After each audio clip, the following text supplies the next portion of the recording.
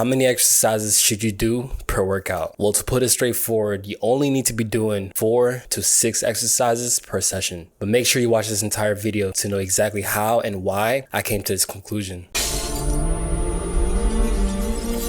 Okay, so in order to understand how many exercises we need to be doing per session, we need to understand what exactly causes and affects muscle and strength adaptations. And to dumb it down, intensity, volume and frequency, recovery, and time is really what stimulates the breakdown and building process of muscle. And throughout the entire process too, the necessary strength adaptations. Keep in mind though, I'm only talking within the lens of what you could do in the gym, not necessarily nutrition and supplements and anything that just doesn't include training within the gym itself, or if you're calisthenic based at the park. That said, let's go back to our first variable for building muscle and strength. Intensity. This is going to be the amount of stress you stimulate on a muscle. In most cases, the best way to build muscle is to train close to failure. That is your training intensity. One way to gauge this is by understanding these key terms. RIR, meaning reps in reserve, or RPE, rate of perceived exertion. These are good indicators to measure just how much effort you're putting in a particular set on an exercise. The higher the training intensity, the closer you are to training to failure, meaning you're leaving close to 0 reps in reserve. Or you're training in higher RPEs like 9 out of 10 or 10 out of 10. 0 meaning it's very easy, 10 meaning it's very hard. Then we have volume and frequency. So frequency basically means how often you train an exercise per week, which also blends in with volume, the amount of working sets you train and exercise per week.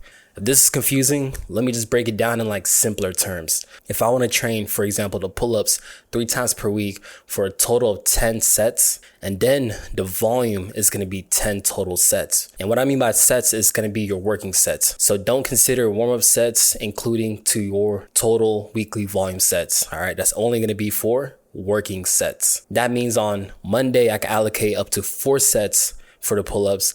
Wednesday, I can allocate 3 sets for the pull-ups.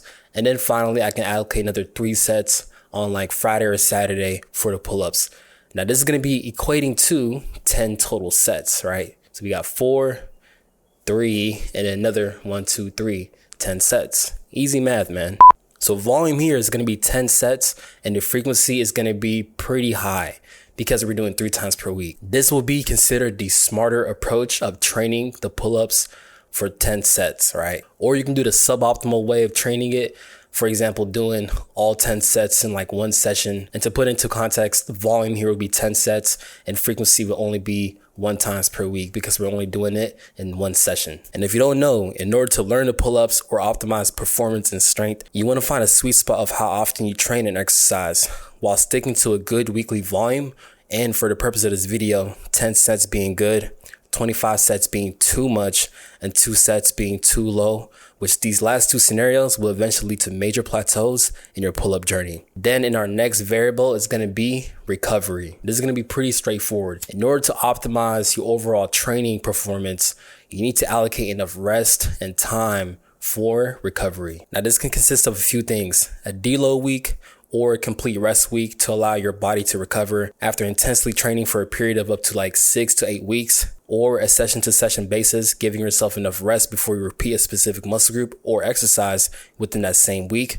Ideally waiting around 48 to 72 hours before you retrain, let's say your pull-ups for that next session is best. And then finally resting between the actual workout to properly recover in between sets.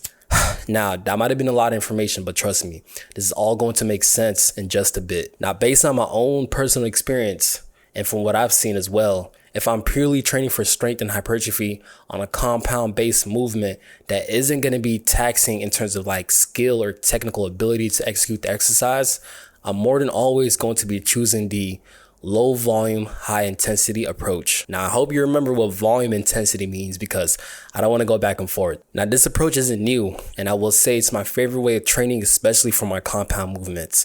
Why? Because at this point in my lifting career, I know exactly how high of an intensity I need to train, and I can keep myself accountable for training close to or till failure. Using the reps in reserve method to gauge intensity, that's like a 0 to 1 reps in reserve scale, aka 9 out of 10 or 10 out of 10 intensity. And another thing to take note of is that I mentioned that this is for compound movements that doesn't require much technical skill. So that might be something like the pull-ups, the dips, the barbell squats. And for my calisthenics folks, then we all know that there's a lot of compound movements that does require technical skill, especially when you get more advanced. And for me particularly, that's going to be a handstand push-up without the wall. Now, because it is exercise nature, for me personally, it's hard to always train to failure with this movement because sometimes I have off days of just holding the handstand. Sometimes I feel too heavy and can't push myself back up within my dedicated rep range or set range. And this all creates a lot of inconsistencies in gauging my intensity. So I leave the exception of using a more moderate intensity and moderate volume approach, meaning I intentionally leave about up to 3 reps in reserve for maybe like a set or 2 in reserve, or my body just cannot do that particular exercise, like the handstand push-up, for the session. So that would be considered not truly training till failure, aka high intensity, because I just didn't execute the actual movement. Then for my isolations, I like to keep it up to a high intensity using a moderate to high volume approach. In a practical sense, this just means training close to failure, aka RPE 9 or 10, leaving 0 to maybe 1 rep in reserve, but more than likely I'm leaving like 0 reps in reserve with my isolations. And if you didn't know, our smaller muscle groups like the lateral delt, calves, biceps, or whatever can recover a lot quicker, which allows more leeway to add a training frequency of say 3 times per week with moderate to high intensity. Okay, by now you should be able to know what stimulates muscle growth and strength adaptations. Now, in order to answer the question of how many exercises you should be doing per session, we need to know what workout split that we're going to be doing and also the total amount of weekly volume needed per muscle group. Now, anywhere between 10 to 15 reps plus or minus 2 is going to be enough to build muscle and stimulate strength adaptations. But remember, this is only if you're truly training to failure. Keep that in mind.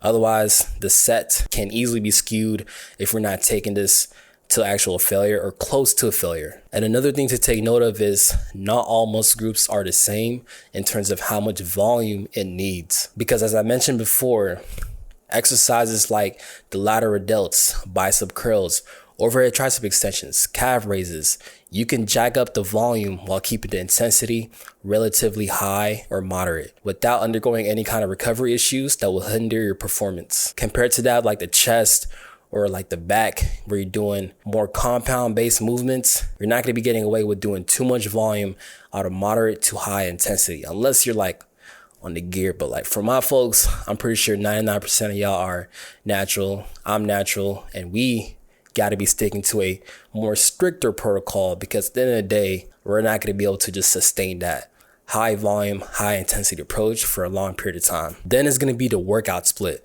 So in order to just cut down on time of explanations, I'm just going to provide like the big 3, which is going to be the full body workout split. You're training it 3 times per week.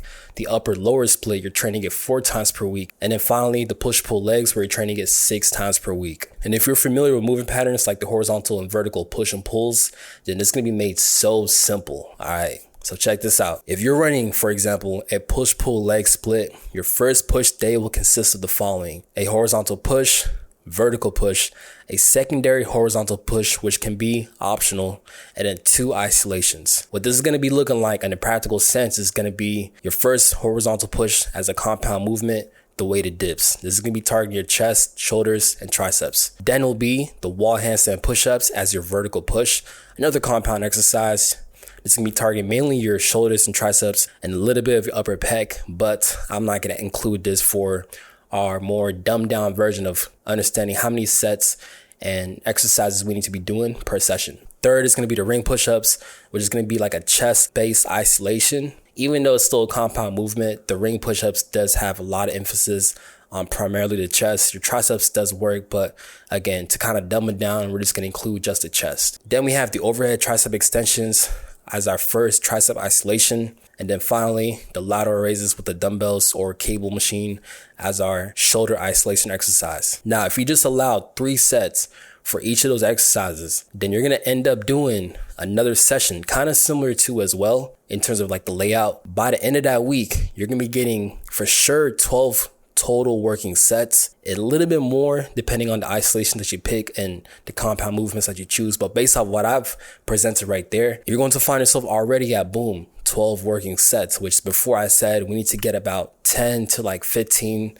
working sets per week, plus or minus 2. Now, with some muscle groups like the triceps or lateral delts, it's probably going to be on the higher end of the spectrum because, again, with the compounds, you're like secondarily working those muscle groups like the triceps on the dips or the shoulders on the dips as well. But then we're still doing an isolation exercise specifically for those neglected muscle groups from the compounds. A standard upper day can look like this: horizontal push, vertical pull, horizontal pull, vertical push, and 2 isolation exercises. The first one being weighted dips, second one being weighted pull-ups, third one being pike push-ups, fourth compound being inverted rows, and then our last 2 isolations will be dumbbell bicep curls and overhead tricep extensions. So the same thing applies here. If we allocated just 3 exercises per session, we're still going to be ending up with at least 12 working sets for the week. That's of course if you're including like the second upper day as well, not just the solo upper day. And also, if you've been following my page, then we all know that we include a skill and accessory day. And what this day essentially includes is more volume for any neglected muscle groups. So we're including a couple sets extra on top of what we're already doing with the upper days. That said, it just makes more sense to cap your exercises for no more than 6. And that's just with you sticking with 3 sets for an exercise, doing it twice per week. And if you do this, man, it's going to align with our initial principle of training closer to failure to stimulate muscle growth and strength adaptations. But hey, what do I know? If you want to see more content like this, be sure to follow me, man. I'm the Toughest Fitness Scout here. No cap. Cobra Trains, he's up next. Make sure y'all subscribe to him. He's number 1 out here. He's the toughest fitness guy out here.